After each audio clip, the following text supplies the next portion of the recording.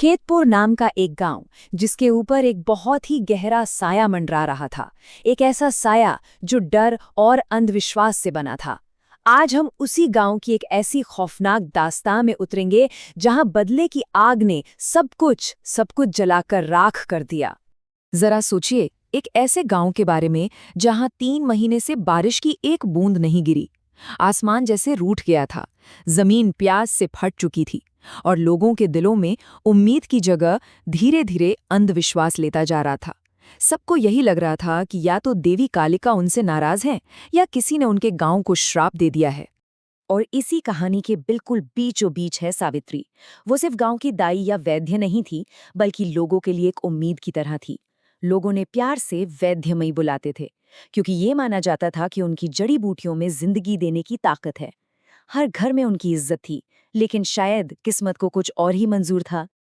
वो एक बहुत ही भयानक रात थी। हवा में भी जैसे एक अनजाना डर तैर रहा था। सावित्री एक नई जिंदगी को इस दुनिया में लाने में मदद कर रही थी। बच्चे की पहली चीख ने जैसे माहौल में उम्मीद घोल दी।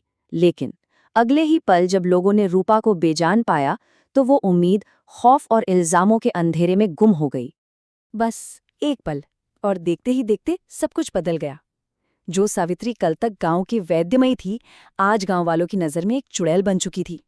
जो हाथ जिंदगियां बचाया करते थे, उन पर अब मौत का इल्जाम लग चुका था, और उसकी प्रार्थनाएं वो अब श्राप बन चुकी थीं।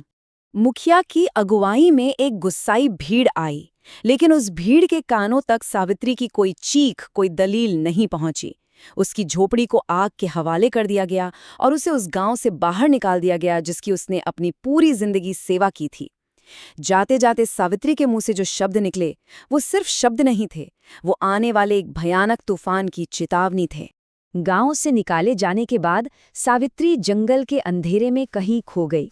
वो सीधा पहुंची देवी कालिका के एक पुराने वीरान मंदिर में। यहाँ उसके सारे आंसू सूख गए और उनकी जगह ले ली एक ठंडे खतरनाक गुस्से ने। अब वक्त था बदले का। और फिर सावित्री ने अपने बदले की नींव रखनी शुरू की। उसने मिट्टी, बाल और कपड़ों से एक पुतला बनाया। ये सिर्फ एक खिलौना नहीं था, ये मुखिया के परिवार पर आने वाली तबाही का एक प्रतीक था। एक ऐसा बर्तन जिसमें उसका श्राप धीरे धीरे पलेगा। और उस पुतले की छाती पर कोयले से लिखा था वो श्राप जो सब कुछ छीन लेने वाला था। तेरा सुख, मेरी प्यास। तो उधर सावित्री ने अपना काम कर दिया था, और इधर गांव में उसके अनुष्ठान के ठीक एक दिन बाद एक अनदेखी काली छाया मुखिया के घर में दाखिल होने लगी। ये एक ऐसी शक्ति थी जिसे कोई देख तो नहीं सकता था, पर हर कोई उसे महसूस जरूर कर सकता था। देखिए, ये कोई साधारण बीमारी नहीं थी। ये तो मुखिया की बर्बाद होती जिंदगी का जीता जागता सबूत था। एक एक करके वो श्राप उसकी हर खुशी को निगल रहा था। खेत बंजर हो गए, मवेशी मरने लगे, और अब उसकी पत्नी लता भी इस काले जादू की चपेट में आ चुकी थी, जिसके जिस्म पर अब मौत के निशान उभर रहे थे। अब कहानी एक नए और बहुत ही खतरनाक मोड़ पर आ जाती है। जब डर मुखिया के सिर से ऊपर चला गया, तो उसने गांव के पंडित हरिनाथ को बुलाया। पंडित जी ने घर में घुसते ही उस काली ताकत को पहचान लिया जो अब घर की दीवारों में बस चुकी थी।